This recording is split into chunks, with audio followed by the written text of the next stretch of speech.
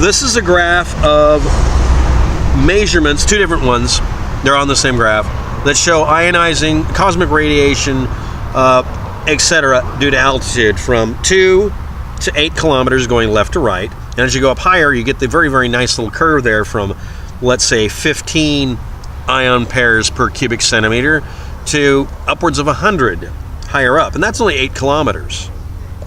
Altitude in kilometers over here, ion pairs done a different way using a chamber to test it. I'm pretty sure it's a cloud chamber. The point is you get a sudden increase at about 4 kilometers, depending on how you're measuring it. Now, here's the hourly count rate varying from around 340 to 420, make a joke, over a period of time from looks like 1953 through the year 2000, and I'm thinking 6 here. Okay, place your bets. Does that line up the cosmic ray count? And where was this taken from? I know it's really hidden at the top edge there. What a name for a town in Colorado. Anyway, what was the average cosmic ray count variation timing? You may have noticed that, well, if you see a dip or a weirdness in there that doesn't match the sun, that's because the magnetic field of the Earth is messing with it. Okay. It's that time of the year again, huh? Okay. 1970 through 1982 are the low points. And then it's 1959 through 1970 for the previous one. 1990 through the year 2000, almost exactly, on the next troughs. And then the wacky thing that happened in 2001, excuse me, Space Odyssey. A lot like the little wackiness that happened in 1974. Must have been gas prices. And that's a variation. Is that the 35% variation? Okay. I'm exploring the 35% rule here. These are neutron monitorings. Not cosmic rays, but neutrons. You can have neutrons, protons, electrons, cosmic rays. Okay, here's your cycling here. Now this is going to match the 11-year cycle, right? Pretty close.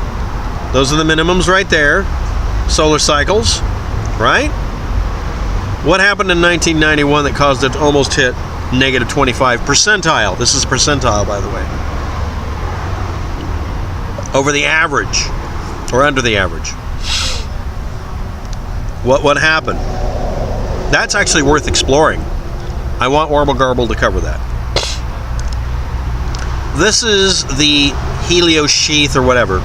This is the emission of stuff from the sun. Now I want to point out a couple of things here.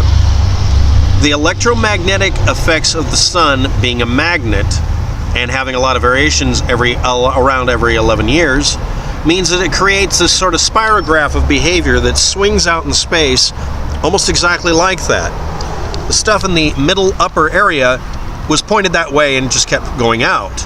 We're just seeing it going out. And as it goes out, that electromagnetic field goes out at the speed of light.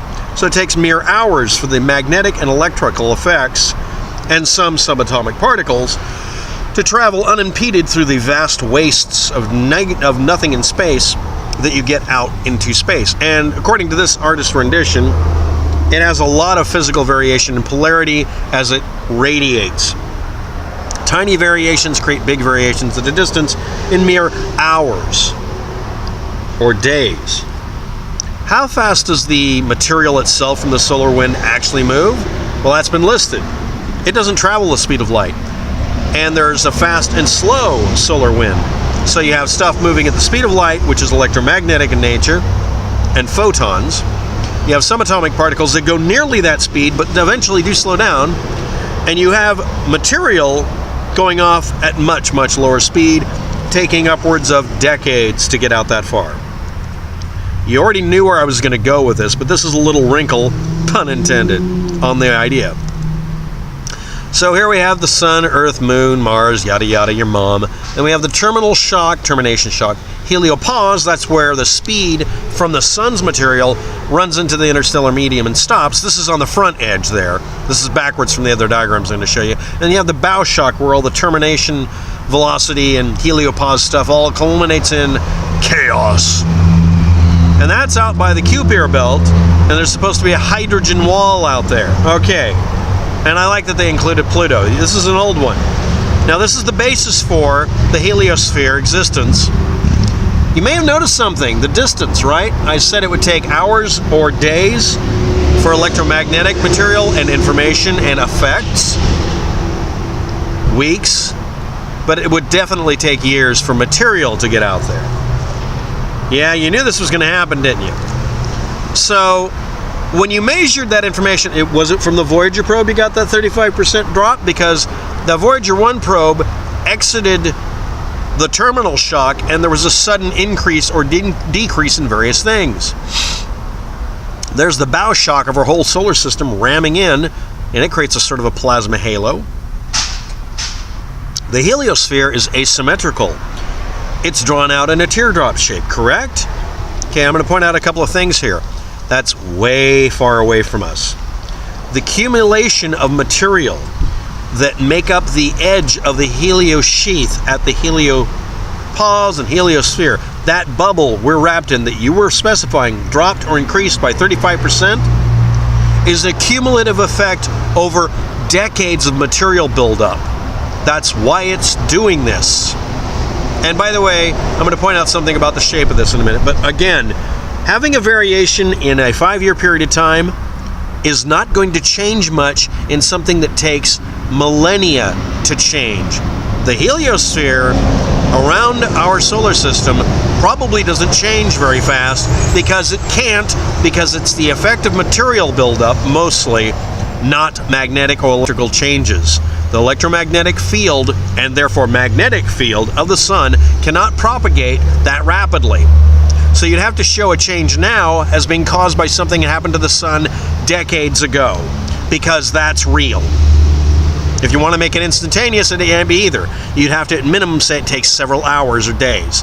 And again, you have several variables. You have a fast solar wind and a slow solar wind. So they're going to have different timings. You'd have to find a timing coincidence that would cause it to somehow become stronger or weaker for your claim of it being reduced by 35% to make any sense. And now I'm going to bring up the next thing. There's the Voyager probe data showing a 1.6 to 1.9 change. Was that what you're referring to? Now, if Warble Garble, if you're watching this, pause the video because I have something to show you. That's the actual shape of the damn heliosphere. Yeah, 2015 they updated the model for it and found out that they were wrong because they could measure it using, as a reference point, the position of the Voyager probe. We were wrong about the shape of the thing, so now you have more dynamics. I mean, seriously, it looks like a 60s hairdo kind of thing, purple hazed. No, it wouldn't. The cumulative effect of all of those things at once would not happen within plus or minus even a couple of weeks to cause the changes you're seeing, maybe even years. By the time you see a change in the solar cycle, the cumulative effects in the heliosphere would nullify it and average it out. Solar energetic particles and events and coronal mass ejections effect on the Earth are moderated by the magnetic field of the Earth primarily, if not entirely. Because, in case you didn't notice it, your compass needle doesn't change every 11 years. Because it doesn't. Next, variations in solar activity producing material simply adds to the layer, a cumulative effect I might add, to our own sun, our own Earth's magnetic shielding that we have there. And galactic cosmic rays, galactic northern rays and galactic southern rays, are stopped by it primarily because they still get past the sun. But all of these layers have the effect of reducing it, and then it hits the atmosphere. And claiming that it's going to cause rain clouds to form is a little stupid because even that gets averaged out. Interplanetary magnetic field lines from the sun run into the electromagnetic bow shock of the Earth, and they get warped by it, not the other way around most of the time. I mean, there is variation, but the dominant effect on the Earth is the Earth's magnetic field, hence the reason compasses don't have to be changed every 11 years. This is the magnetic field of what?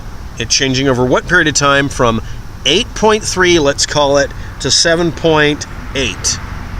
Okay, is that your 35% reduction? What about this one? This is a little bit more scintillating. 61,000 down to 54,000.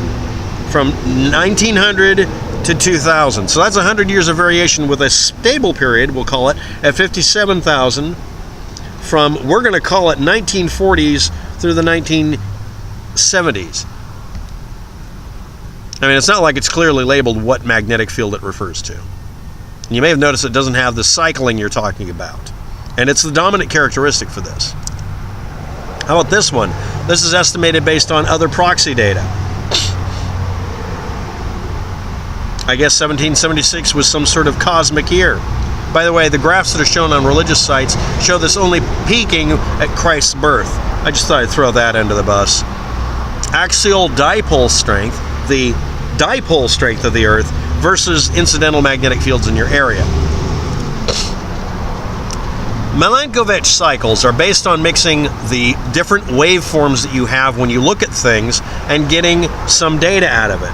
And then we're supposed to compare it to from 0 to 800,000 years ago, less than 1 million, it's showing some effect on climate change. Well, the climate data is right there. There's two different sources, the Vostok ice scores and Benefic forums, and they don't match any of it. It's dead. But hey, you can show modulation of one thing by another, but they don't correspond with atmospheric or environmental effects. But you can always pull out a MacGuffin out of your butt and say, well, the dinosaurs did it, or some other blasted thing, right? And last and most importantly, the actual speed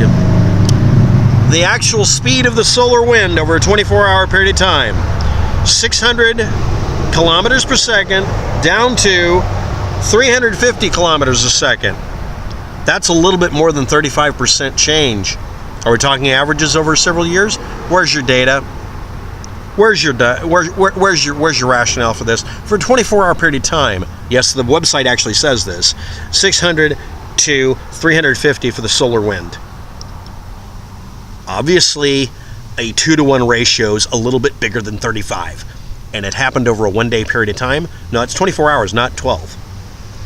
Remember what a day is. Thanks for watching. Have a good day. Good luck with all that.